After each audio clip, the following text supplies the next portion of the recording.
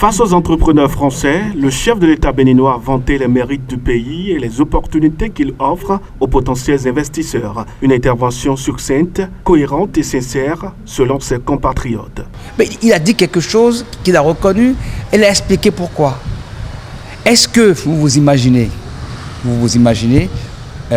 un pays comme le Bénin, que nous connaissons tous très bien, où nous n'avons pas envie, même son voisin, de le voir évoluer. À plus forte raison en politique. Nous avons connu ce pays avec tous les droits démocratiques, n'est-ce pas?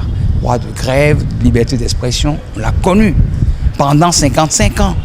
Ça nous a amené où? J'approuve totalement ce que le président Patrice Talon a dit, parce qu'ils nous souviennent, nous avons été sous un régime dictatorial, révolutionnaire, marxiste-léniniste, où toutes les libertés nous étaient privées. Et on ne s'en est pas plaint. On l'a subi pendant 27 ans, n'est-ce pas? Et on est allé où?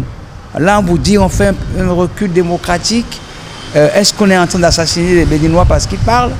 Est-ce qu'on nous a enlevé tous nos droits humains? On nous dit, faites une petite concession afin que nous puissions avoir des hôpitaux, qu'on ne vole plus. Faites une petite concession pour que quand on veut vous construire des hôpitaux, que certaines personnes ne se mettent pas en travers et disent sous prétexte de ma liberté. Vous savez, la liberté de chacun s'arrête où commence celle des autres. Après cet exposé, il était normal pour le chef de l'État d'exposer un peu la méthodologie et l'approche avec laquelle il a pu atteindre ses résultats.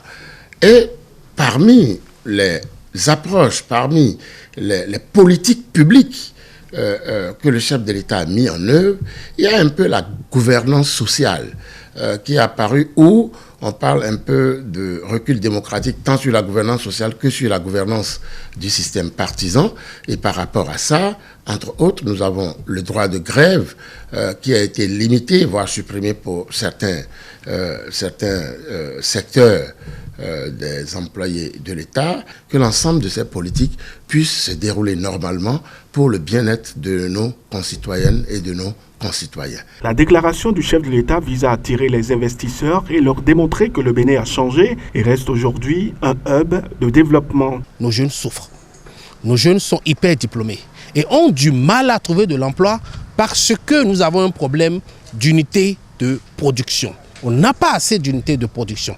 Et lorsque vous avez la chance d'avoir cette opportunité-là, que le chef de l'État a, et il a mis les petits plats dans les grands pour éventuellement inciter les entrepreneurs, les gros entrepreneurs, les grands entrepreneurs français de venir investir dans notre pays en leur offrant toutes les conditions pour qu'ils puissent quand même faire du chiffre, comme on le dit, c'est d'abord créer de l'emploi à nos jeunes.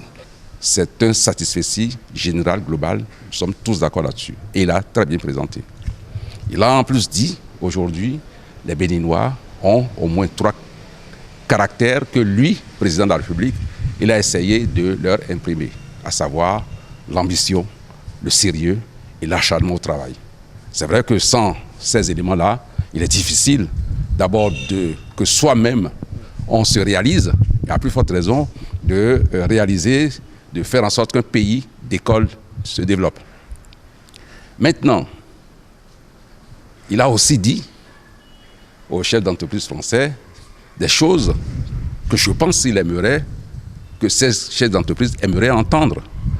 Donc c'est le deuxième volet. Par contre, pour ces Béninois, le chef de l'État aurait pu ne pas faire cette déclaration et se limiter au cadre des affaires. La déclaration sur les entorses à la démocratie est un aveu, disent-ils. Il a reconnu et il a avoué qu'il a tué la démocratie. C'est clair. Le fait d'annuler les droits de grève, ça, vous tuez la démocratie. Le pouvoir pour le peuple, par le peuple et pour le peuple. C'est clair. Il ne peut pas imposer. Si vous imposez, vous faites de la dictature.